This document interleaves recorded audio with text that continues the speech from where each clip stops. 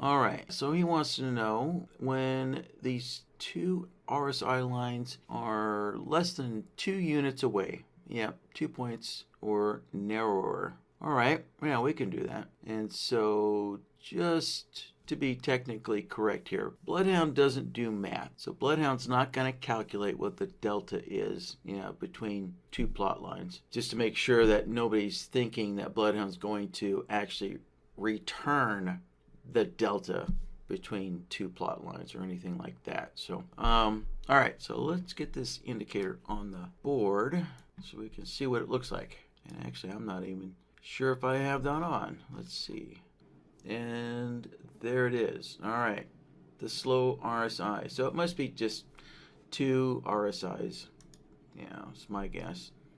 A lot of people just mash two indicator or the same indicator together twice and call it something new and fancy.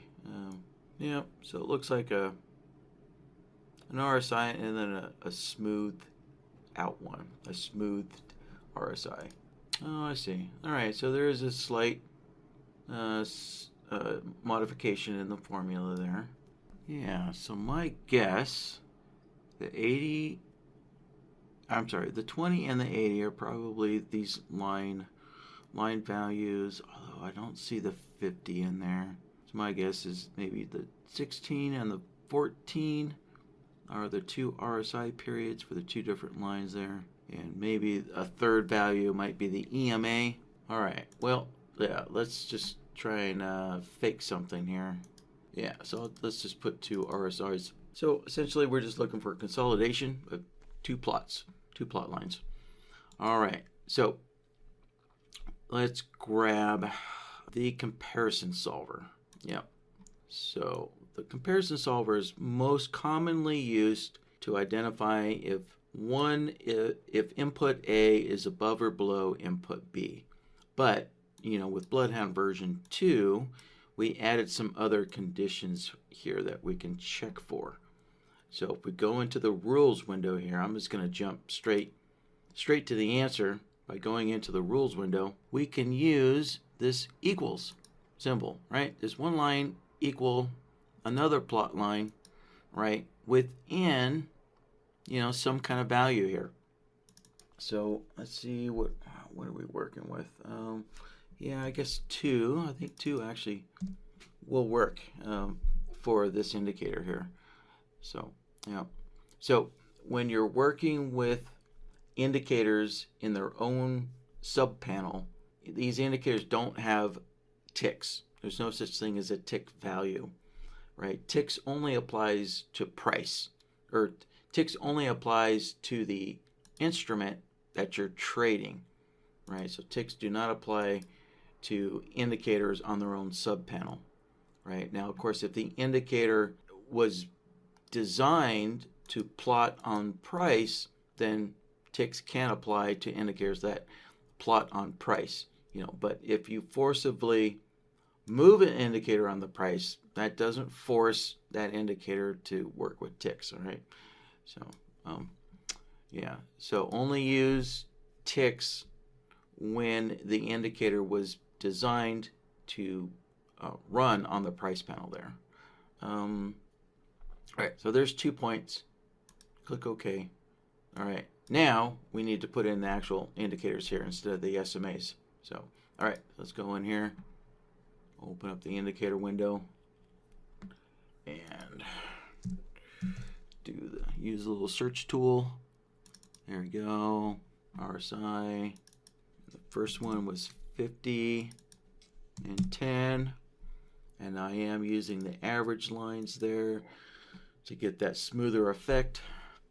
All right, plug that in, and we're going to do the same thing for input B. Plug in that RSI there. All right, RSI, and the other indicator was 80 and 10, like so.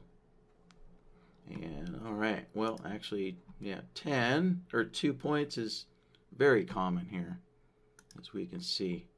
All right, so let's cut it in half. Let's go down to 1. there. And yeah, there we go. Let's see. Something looks kind of odd here. Obviously that looks really narrow.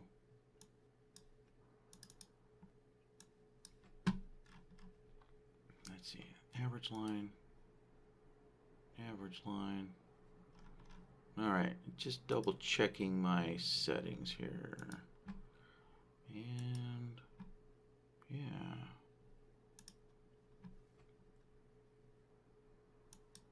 Alright, well, when in doubt, let's do a reload. Alright, let me try this another way here.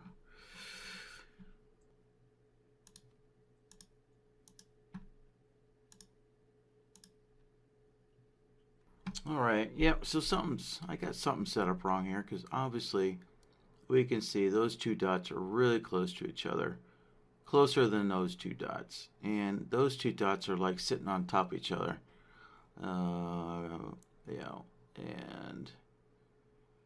And all these dots are closer than those two dots. So let's see here. It's just a matter of what did I set up wrong? Alright, so that's on the average. And let me guess, the 80-10, I didn't select the average line. So there you go, right? It's always a simple mistake somewhere. So there we go. Alright, that should radically change everything. There we have it. That's what we should expect to see. Yeah, and if we look at the chart, right, that definitely looks like some consolidation there. You know, even though we had an up move, that's really not much of a strength in a move there. Not over a 50 or 80 period, right? Still within the ranges up here. And when it gets down here below that lowest low, that prior low point, there we go. Now we're kind of breaking out of a range there. And so, you know, the potential RSI is saying, hey, you know what? We could actually have some strength here. All right. Anyways, so there we go. So again, the key answer to this question is in the rules window here, we want to use the equals condition there. Now, if you're trying to identify if something actually equals something else exactly, then all you need to do is just put in 0. 0 and 0. And that's how you can identify if two indicators actually equal each other out to, let's see, what is it? At least 2 decimal points. It could be 3 decimal points or 4. So Bloodhound does have a internal rounding mechanism because a lot of people were saying that you know, things were calculated wrong, because if you bring up NinjaTrader's data thing, it only goes to 2 points, right? Whereas really these indicators go all the way out to 8 decimal points. NinjaTrader's just clipping or rounding off. And since people wanted to use the data box as saying, hey, the data box is what's correct, not 8 decimal points. So Bloodhound does have an internal rounding mechanism there. So that way, when you say, I want to see something equals, and the data box rounds it off, and it looks like it's equals, Bloodhound will agree with the data box. Data box is rounding up 2 decimal points there. Yeah. And then also, something similar along these lines here would be the expansion contraction there. So let's plug that in.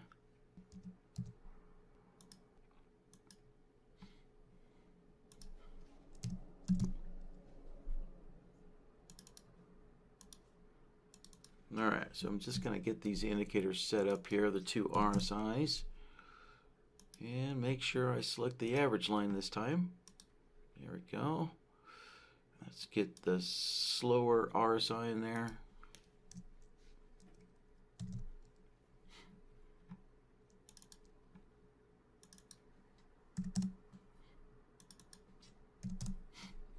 All right, select that average line there. And connect that up. There we go. And let's see here. Let's open up the output window, or the rules window, sorry. So let's see here. And I'm going to put both of these on at most, there, at most 2 points.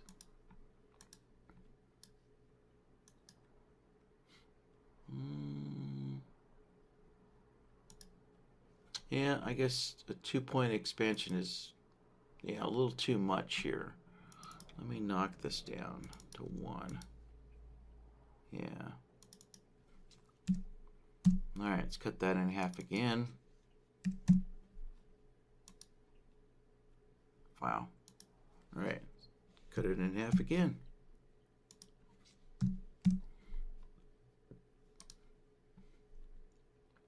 There.